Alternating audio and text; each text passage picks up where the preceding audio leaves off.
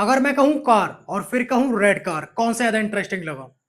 Obviously red car, क्योंकि अब आपको सिर्फ कार नहीं बल्कि उसकी खासियत भी पता चल रही है।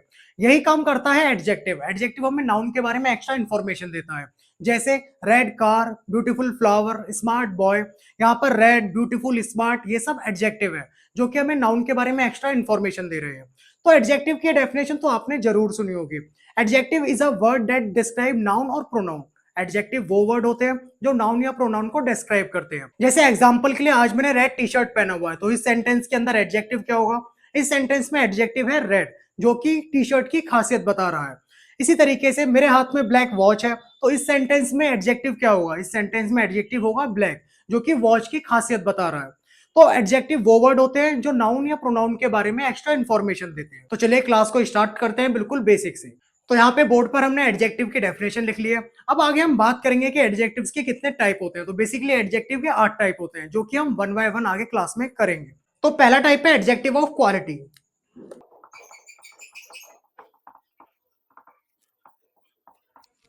तो एडजेक्टिव का पहला टाइप हमें कि नाउन या प्रोनाउन की क्वालिटी के बारे में बताता है। जैसे हम यहाँ पे कुछ एग्जांपल्स लिखते हैं।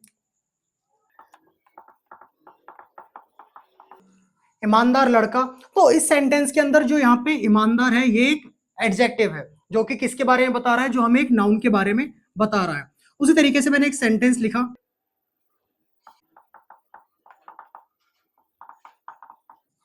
हम समझदार बच्चे हैं। इस सेंटेंस के अंदर जो वर्ड आ रहा है समझदार, वो एक एडजेक्टिव है और अगेन ये एक नाउन को डिस्क्राइब कर रहा है, क्योंकि इसके जस्ट बाद जो वर्ड है बच्चे, वो एक नाउन है। इसी तरीके से और भी एग्जांपल्स इसके अंदर लिखे जा सकते हैं। एडजेक्टिव ऑफ क्वालिटी को आगे दो और पार्ट्स में डिवाइड करा जाता है, जो कि है एट्रीब्यूटिव यूज और सेकंड है प्रेडिकेटिव यूज। दोनों को हम बिल्कुल बेसिक से समझेंगे और डिटेल में समझेंगे कि दोनों में क्या फर्क है। जब हम बात करते हैं एट्रीब्यूटिव यूज की, तो इसमें जो एडजेक्टिव वर्ड आता है उसके जस्ट बाद एक नाउन आती है। जैसे अभी हम कुछ सेंटेंस का इस्तेमाल करके देखते हैं।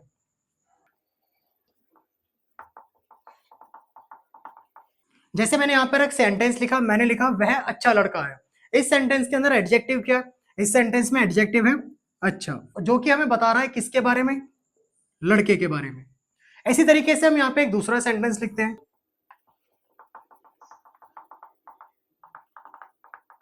तुम्हारे पास एक काली कार है। इस सेंटेंस में अगेन जो एडजेक्टिव होगा वो क्या होगा?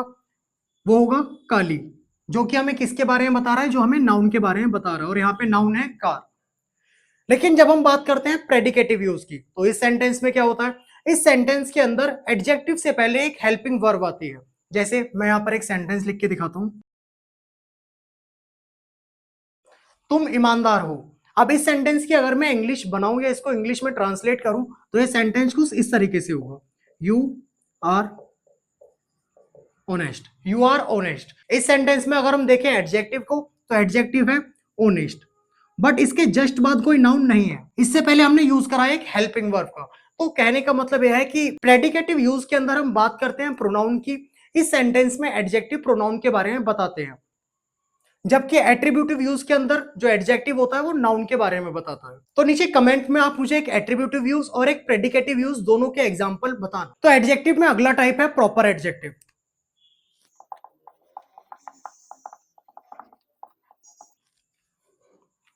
प्रॉपर एडजेक्टिव वो होते हैं जो प्रॉपर नाउन से बनते हैं, और प्रॉपर नाउन का टॉपिक हमने नाउन वाले चैप्टर के अंदर कर लिया है, जो कि हमारी फर्स्ट वीडियो थी। अगर आपको प्रॉपर नाउन बहुत डिटेल में समझना है तो आप हमारी पहले वाली वीडियोस भी देख सकते हैं, उसमें नाउन का टॉपिक हमने बहुत अच्छे से क्लियर किया हुआ है। प्रॉपर नाउन होती क्या है? प्रॉपर नाउन उसे बोला जाता है जब हम बात करते हैं किसी स्पेसिफिक या पार्टिकुलर चीजों की, या जिन्हें हमने स्पेसिफिक या पार्टिकुलर नाम दिया हुआ है। जिस तरीके से कंट्रीज के नाम, लैंग्वेजेस के नाम, या कोई अदर नाम भी इसके अंदर हम शामिल कर सकते हैं। इवन हमारे नाम भी इसी में ही काउंट करे जाते हैं। जैसे मैंने यहां पर एग्जांपल के तौर पे लिखा अमेरिका। अमेरिका जो है एक प्रॉपर नाउन है, लेकिन जब हम इसको एडजेक्टिव में चेंज करते हैं तो ये किस तरीके से एडजेक्टिव में चेंज होगा? इसको हम लिखेंगे अमेरिकन। इसी तरीके से हम दूसरा एग्जांपल लेते हैं, फ्रांस। फ्रांस जो कि एक कंट्री है, बट इसी से एक बना हुआ एक वर्ड है फ्रेंच।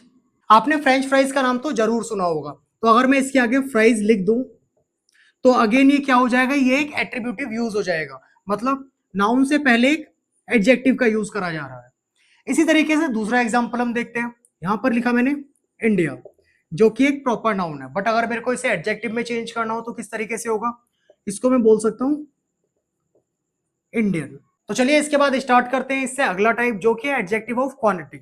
एडजेक्टिव ऑफ क्वांटिटी के अंदर अगेन हम एडजेक्टिव का यूज करते हैं, और यहां पर भी एडजेक्टिव किसी नाउन से पहले आता है, और वो हमें नाउन के बारे में बताता है कि जो नाउन है वो कितनी मात्रा में है, उसकी क्या क्वांटिटी है। जैसे सम वाटर या फिर फ्यू बुक्स। अब यहाँ पे जो वाटर है उससे पहले हमने यूज करा है एक एडजेक्टिव का, और यहाँ पर एडजेक्टिव क्या है, सम, जो कि हमें किसके बारे में बता रहा है, जो हमें नाउन के बारे में बता रहा है। इसी तरीके से दूसरा एग्जाम्पल जो है वो है फ्यू बुक्स। यहाँ पर बुक्स अगेन नाउन है, और उससे पहले हमने यूज करा है एक एडजेक्टिव का। तो एडजेक्टिव ऑफ क्वांटिटी में बेसिकली हम नाउन के बारे में ही बताते हैं, और उसकी क्वांटिटी के बारे में बात की जाती है। अब इसी से जुड़ा हुआ एक अगला टाइप देखते हैं, जो कि है adjective of number. Adjective of number, again इसके अंदर हम बात करते हैं एडजेक्टिव की, और यहाँ पर एडजेक्टिव हमें नाउन के बारे में बताता है, बट यहाँ पर नाउन के बारे में ये बताता है कि उनके नंबर क्या है, वो कितनी संख्या में है। अब इसी तरीके से हम यहाँ पे कुछ एग्जाम्पल समझते हैं। जैसे मैंने एग्जाम्पल लिखा,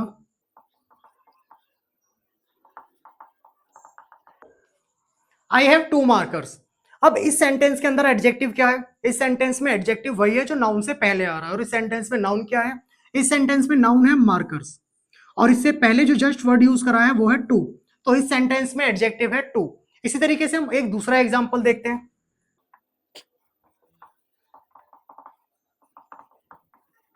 यू आर बाइंग 5 पेन्स, तुम 5 पेन खरीद रहे हो। इस सेंटेंस में नाउन क्या रहने वाली है, इस सेंटेंस में नाउन है पेन्स, और इसके जस्ट पहले हमने वर्ड यूज करा है एडजेक्टिव, जो कि है 5। तो कहने का मतलब यह है कि एडजेक्टिव का यूज हमेशा किसी नाउन से पहले किया जाता है, और वो नाउन के बारे में हमें एक्स्ट्रा इंफॉर्मेशन देती है, जो कि हमने क्लास की स्टार्टिंग में डेफिनेशन में समझा ही था। इसके बाद चलते हैं अगले टॉपिक की तरफ, जो कि है डिमॉन्स्ट्रेटिव एडजेक्टिव। अब हम बात करते हैं इसके अंदर अगेन एडजेक्टिव की। इसमें वो एडजेक्टिव आते हैं जो हमें बताते हैं किसी भी वस्तु या किसी भी चीज की लोकेशन के बारे में। तो इसके अंदर हम पहले एग्जाम्पल देखते हैं कि कौन कौन से एग्जाम्पल इसमें रखे जाते हैं। जैसे this, that, these and those. तो पहले हम क्लियर करते हैं कि दिस, डेट, दीज और दोज, इन सब में क्या फर्क होता है और इनका सेंटेंस में इस्तेमाल कैसे करते हैं। तो चलिए समझते हैं। दिस का यूज करा जाता है उन चीजों के लिए जो हमारे पास में रखे हुए हैं, मतलब नियर ऑब्जेक्ट्स के लिए। उसी तरीके से डेट का यूज करा जाता है उन वस्तुओं के लिए जो हमसे दूर रखी हुई है, मतलब फार वस्तु, फार ऑब्जेक्ट्स के लिए। बट जब हम बात करते हैं सिंगुलर या प्लूरल के सेंस में, तो दोनों ही सेंस में दिस और डेट जो होते हैं वो सिंगुलर होते हैं।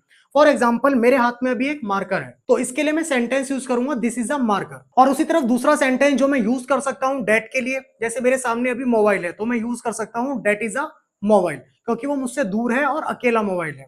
तो इसी चक्कर में मैंने यूज करा डेट, और मेरे पास मार्कर एक था और मेरे पास में था, तो इसीलिए मैंने वर्ड यूज करा दिस। तो इन दोनों का ही यूज हम सिंगुलर सेंस में करते हैं।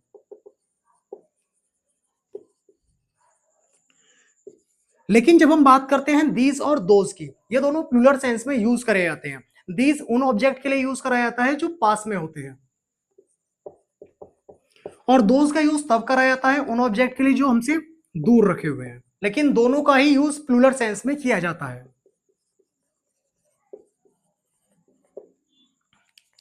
अब यहां पर एक एग्जांपल के थ्रू समझते हैं। जैसे अब मेरे हाथ में 2 मार्कर है, अब मैं इनके लिए कौन सा वर्ड यूज करूंगा, इनके लिए मैं यूज करूंगा दीज, क्योंकि मेरे पास मार्कर एक से ज्यादा है तो प्लूरल है, और मेरे पास में है, तो इसलिए मैंने वर्ड यूज करा दीज। और अगर हम दूसरा एग्जांपल लेना चाहें, जैसे मेरे से दूर कुछ बुक्स रखी हुई है, तो उसके लिए मैं वर्ड यूज करूंगा दोज, क्योंकि वो मुझसे दूर है प्लस क्वांटिटी में ज्यादा भी है, तो इसलिए मैंने सेंटेंस यूज करा दोज आर बुक्स।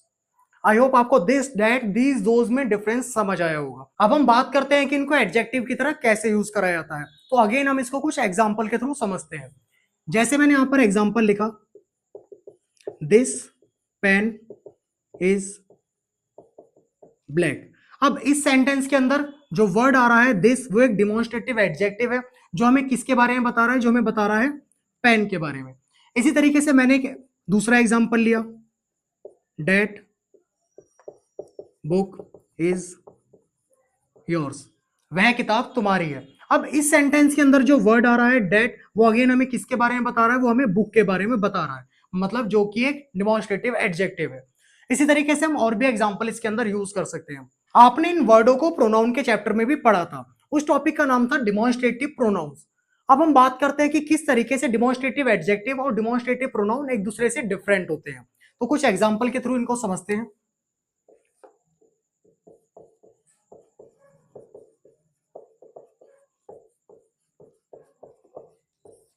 जैसे मैंने डिमॉन्स्ट्रेटिव एडजेक्टिव में कुछ एग्जांपल्स लिखे हैं, मैंने लिखा है दिस पेन इज ब्लैक, यह पेन काला है। और उसी तरीके से अगला सेंटेंस लिखा है डेट बुक इज योर्स, वह तुम्हारी किताब है।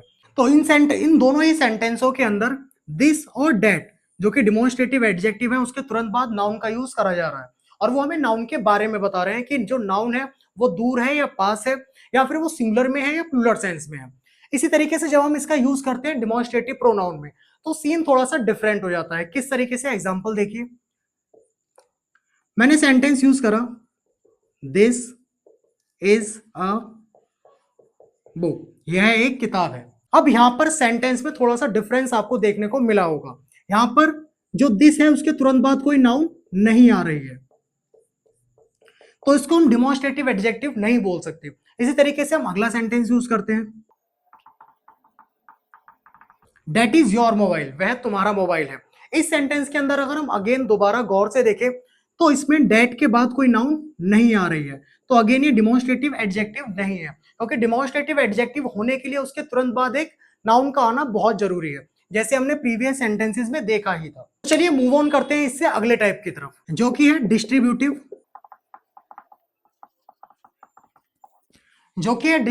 Adjective.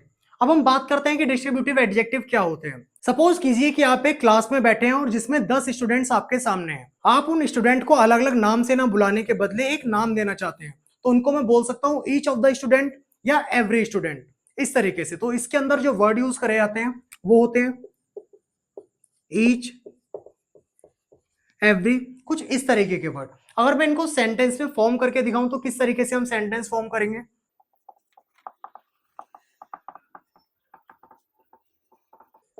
Each student is weak in English, हर बच्चा इंग्लिश में वीक है। तो मैंने यहां पर डिस्ट्रीब्यूटिव एडजेक्टिव जो कि ईच है उसके तुरंत बाद एक नाउन का इस्तेमाल करा, जो कि क्या है, student. Every boy is present today, again इसमें डिस्ट्रीब्यूटिव एडजेक्टिव क्या है, एवरी, और उसके तुरंत बाद हमने वर्ड यूज करा है बॉय, जो कि एक नाउन है। तो हमने चैप्टर की स्टार्टिंग में यही समझा था कि नाउन से पहले एडजेक्टिव का यूज करा जाता है, या एडजेक्टिव के तुरंत बाद एक नाउन का आना जरूरी होता है। अब आपने सिमिलर टॉ अब आपने सिमिलर टॉपिक प्रोनाउन के अंदर भी पढ़ा था, तो हम समझेंगे कि डिस्ट्रीब्यूटिव प्रोनाउन और डिस्ट्रीब्यूटिव एडजेक्टिव में क्या डिफरेंस होता है।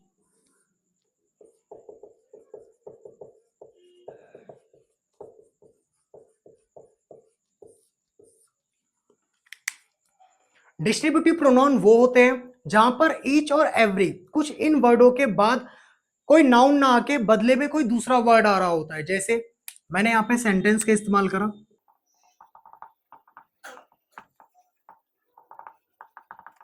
Each of the student was making noise, हर बच्चा शोर मचा रहा था। तो इसमें ईच के तुरंत बाद किसी नाउन का यूज ना करके एक दूसरे वर्ड का यूज करा गया है, जो कि नाउन नहीं है। तो आई होप आपको दोनों में डिफरेंस समझ आया होगा कि डिस्ट्रीब्यूटिव एडजेक्टिव किस तरीके से अलग होते हैं डिस्ट्रीब्यूटिव प्रोनाउन से। और अगर मैं इसको बहुत थोड़े में समअप करूं तो आप कुछ इस तरीके से समझ सकते हैं कि डिस्ट्रीब्यूटिव एडजेक्टिव के तुरंत बाद एक नाउन का आना जरूरी है, जबकि डिस्ट्रीब्यूटिव प्रोनाउन में ऐसा कुछ नहीं होता। इसमें ईच या एवरी या फिर जो अदर वर्ड्स इसमें आते हैं उसके तुरंत बाद नाउन का आना जरूरी नहीं है, वहां पर कोई दूसरा वर्ड भी आ सकता है। अब मूव ऑन करते हैं अगले टाइप की तरफ, जो कि है इंटेरोगेटिव एडजेक्टिव। तो हम इसको डिटेल में समझेंगे कि ये किस तरीके से काम करता है। अगेन आपने वो वर्ड इंटेरोगेटिव प्रोनाउन के अंदर पढ़े हुए हैं, जैसे विच, हुज, हु, कुछ इस तरीके के वर्ड। अब जैसे यहाँ पे हम कुछ एग्जाम्पल के थ्रू इसको समझते हैं। मैंने लिखा which room is yours, which room is yours. अब इस सेंटेंस का मतलब क्या है कि तुम्हारा कौन सा कमरा है। बट यहां पर जो इंटेरोगेटिव एडजेक्टिव का यूज करा गया है उसके तुरंत बाद एक नाउन आ रही है, जो कि हम बार बार रिपीट कर रहे हैं कि एडजेक्टिव के बाद नाउन का आना जरूरी है। इसी तरीके से मैंने एक अगला सेंटेंस लिखा, विच बुक इज दिस, यह है कौन सी किताब है। इसके अंदर अगेन जो विच वर्ड आया हुआ है वो एक इंटरोगेटिव एडजेक्टिव है, और इसके तुरंत बाद जो वर्ड आ रहा है वो एक नाउन है। बट ये इंटरोगेटिव प्रोनाउन से किस तरह अलग होते हैं, आइए समझते हैं।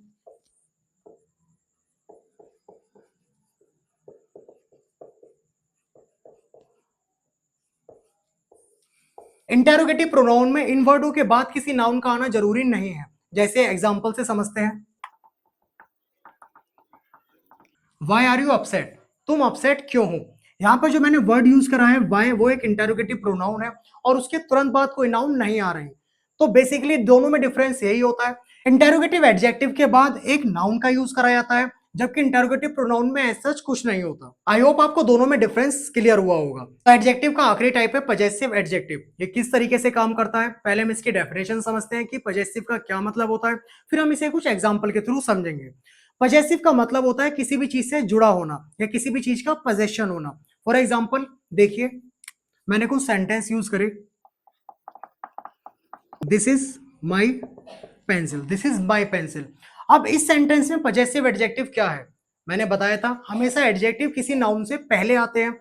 इस सेंटेंस में नाउन है एक पेंसिल, और इससे जस्ट पहले वर्ड आया हुआ है माई, जो कि क्या दिखाता है, जो दिखाता है पोजेशन को। अब पोजेशन क्या होता है कि ये पेंसिल किससे जुड़ी हुई है, ये पेंसिल मुझसे जुड़ी हुई है, तो मेरा इस पेंसिल के साथ पोजेशन है। इसी तरीके से हम एक अगला सेंटेंस समझते हैं,